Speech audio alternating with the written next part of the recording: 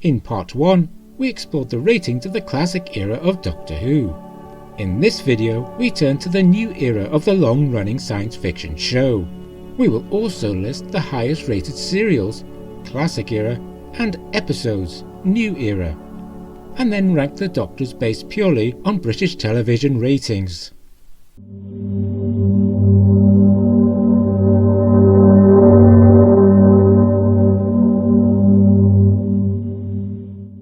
In 2005, Doctor Who returned, and the series meant business. The serial story was replaced with single episodes of about 45 minutes each, and included a teaser. What we notice overall about New Who is a general increase in ratings compared to Classic Who, and this whilst the former is increasingly up against stiff competition from more television channels, streaming channels, and such online services as YouTube.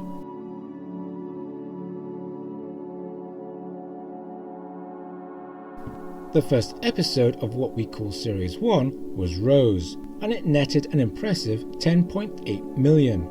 As Christopher Eccleston's tenure went on, ratings fell gradually to between 8 and 7 million, before falling under 7 million for the two-part finale.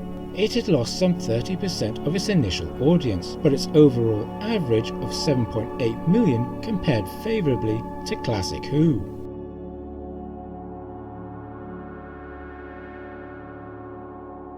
David Tennant, who I have never really forgiven for his Lancelot Gobbo, was given the keys to the TARDIS, and his tenure began with the first of New Who's Christmas specials, The Christmas Invasion, which reached 9.8 million. The Christmas specials would usually do well over the course of the revived series. Series 2 was the first of the perennially popular Tennant Doctors run, which would average a number somewhere in the region of 7.82 million. The most watched were Tooth and Claw at 9.2 million and Rise of the Cybermen again at 9.2 million. The lowest at only 6 was The Satan Pit. Here we see the second Christmas special, The Runaway Bride, achieving 9.3 million. Series 3 continued the steady decline begun in Series 2. No episode in this series had more than 9 million. And the highest rated was the opening episode, Smith and Jones, at 8.7 million. Somewhat perversely, what might well be the best episode of the series, Blink, came in with only 6.6 million, the lowest rating of Series 3. You can see how far we've fallen as a nation. The 2007 Christmas special, Voyage of the Damned, though, knocked it out of the park with 13.3 million. Was it the Kylie factor? Tennant's final full series as the Doctor opened strong, with the return of Catherine Tate in Partners in Crime and 9.1 million. The second episode, The Fires of Pompeii, came very close to matching it. The lowest rated episode, at 6.27 million, was The Silence in the Library. Criminal. Just criminal. Whilst the series finale, Journey's End, rose to 10.57 million. Midnight, the Series 4 Genius episode, managed 8 million. Tennant's ratings overall resemble a stormy sea, with the ratings, like waves, rising as high as 13.3 million and as low as 6.27 million. Some of the highest waves came with the 5 specials that followed Series 4. The Next Doctor, the 2008 Christmas special, reached 13.1 million. Planet of the Dead, 9.7 million. The Waters of Mars, 10.3 million. And the finale of the 10th Doctor's tenure, the two-part End of Time, managing 12 million and 12.2 million apiece.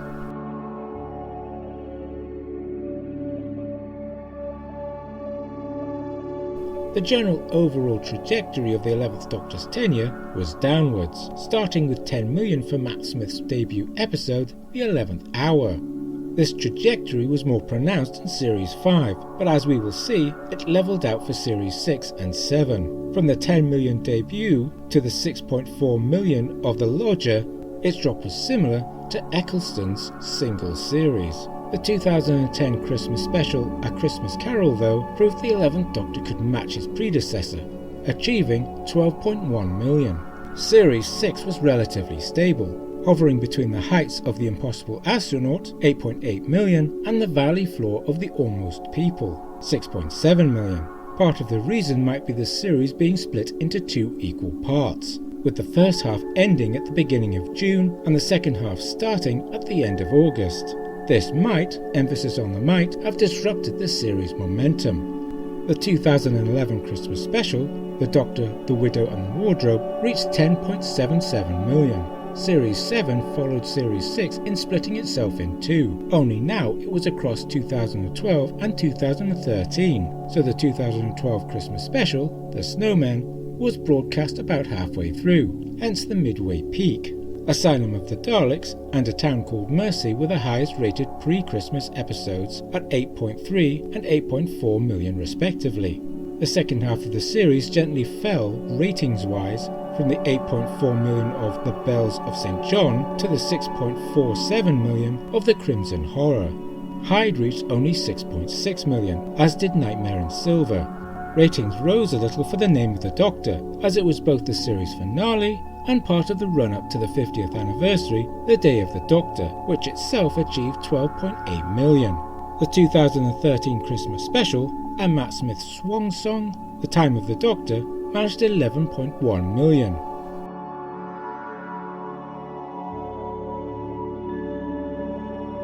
With only 12 episodes per series, Peter Capaldi's first series as the 12th Doctor was stable, starting high with 9.17 million for Deep Breath, but then falling to 7.29 million for the second episode, Into the Dalek.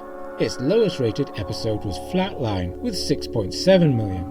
The ratings rose a little towards the series finale, Death in Heaven, with its 7.6 million. The Christmas special, Last Christmas, reached 8.28 million, the first since The Runaway Bride to fall below 10 million. Series 9 tried an experiment involving 2-parters which might or might not have succeeded. How far this impacted the ratings was suggested by the very clear drop. The Magician's Apprentice, The Witch's Familiar, managed an average of 6.1 million, whilst Under the Lake Before the Flood averaged 5.8 million. The rest of the series hovered around 6 million, and even Heaven Sent, arguably one of the best episodes of New Who, only managed 6.19 million. The 2015 Christmas special, The Husbands of River Song, did nothing special at only 7.69 million. But then Doctor Who made a serious mistake. It took a year off. The return of Dr. Mysterio at Christmas 2016 reached 7.83 million, but the series seemed to have lost momentum. We can see that in Series 10, during which 8 episodes came in under 6 million, and 2 of them, The Lie of the Land and The Eaters of the Light, fell under the sacred 5 million mark. The Christmas special, Twice Upon a Time, managed 7.9 million, but by now it was time for a change.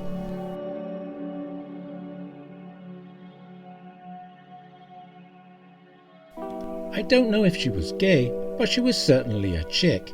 We arrive at Jodie Whittaker's tenure, and the rules changed. For Chris Chibnall's run, Doctor Who had only 10 episodes per series and was moved to Sundays, reportedly to ensure higher ratings, as Sundays in the UK tend towards bigger audiences in the evenings. This strategy seemed to work as initially the ratings were high. Jodie Whittaker's casting was splashed across the front pages of many tabloids, so it cannot be a surprise her introductory episode should have high ratings. The Woman Who Fell to Earth achieved 10.96 million. In The Ghost Monument, which followed it, 9 million. Yet, with every episode, the ratings fell, down and down until the 9th episode, It Takes You Away, where they had fallen to 6.4 million. The 10th episode rose a little to 6.6 million, and the New Year's Day special, Resolution, because Christmas specials were out and New Year's Day specials were in, did a little better at 7.1 million. Spyfall, Parts 1 and 2, only managed an average of 6.44 million. Can You Hear Me was as low as 4.9 million, under a 5 million mark, and it was soon joined by the 2-part series finale, Ascension of the Cybermen at 4.99 million, and The Timeless Children at 4.69 million, uncomfortably below the 5 million mark. Revolution of the Daleks, the 2021 New Year's Day special, was the last time Doctor Who had ratings above 6 million, at only 6.3 million. This was The Flux. and it was divided into 6 episodes, or chapters. These were The Halloween Apocalypse, 5.8 million, War of the Sontarans, 5.1 million, Once Upon a Time, 4.7 million, Village of the Angels, 4.57 million, Survivors of the Flux, 4.87 million, and The Vanquishers, 4.68 million. Eve of the Daleks, the 2022 New Year's Day special, only managed 4.4 million. After this special came 2 further specials, Legend of the Sea Devils, which took the crown for the lowest ever rated Doctor Who story at 3.47 million, and The Power of the Doctor, which reached 5.3 million. That distant sound heard all over Britain was the sound of Sylvester McCoy's laughter.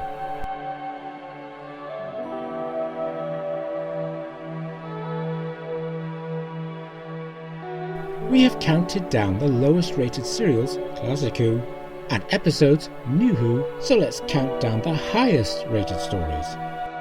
At 10, the first Doctor's 1965 serial, The Dalek Invasion of Earth, at 11.9 million. At 9, the fourth Doctor's serial from 1976, The Deadly Assassin, at 12.2 million. At 8, another serial from 1965, The First Doctor's The Web Planet, at 12.5 million. At 7, again another First Doctor serial from 1965, The Rescue, at 12.5 million. At 6, with 12.7 million, Robots of Death from the Fourth Doctor's 1977 serial. At 5, the 50th anniversary special, Day of the Doctor, at 12.8 million. At 4, the 2008 10th Doctor's Christmas special, The Next Doctor, at 13.1 million. At 3, the 2007 Christmas special, Voyage of the Damned, at 13.31 million. At 2, the 4th Doctor's 1979 serial, Destiny of the Daleks, at 13.5 million. And at number 1, the 4th Doctor's 1979 serial, City of Death, with 14.5 million.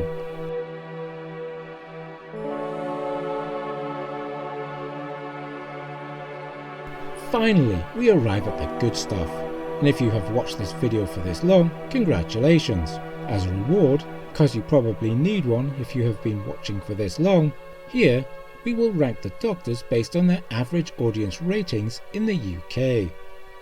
In 13th or last place, we find, alas, Sylvester McCoy, with an average over the course of his tenure of 4.8 million. In 12th place is Jodie Whittaker. She managed an average of 6.1 million over the entirety of her run. In 11th place, we find Colin Baker at 6.3 million. Whilst in 10th place, unfortunately, is Peter Capaldi with an average of 6.5 million. The Doctor in 9th place might surprise you. It's Patrick Troughton, who reached an average of 7.1 million.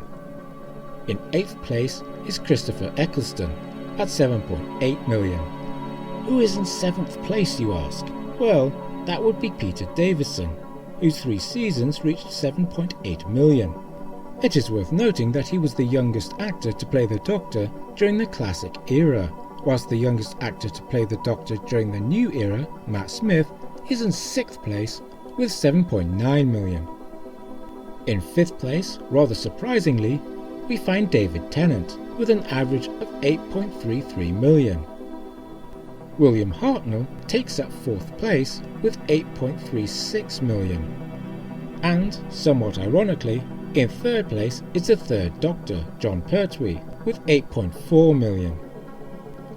In 2nd place, we find controversy.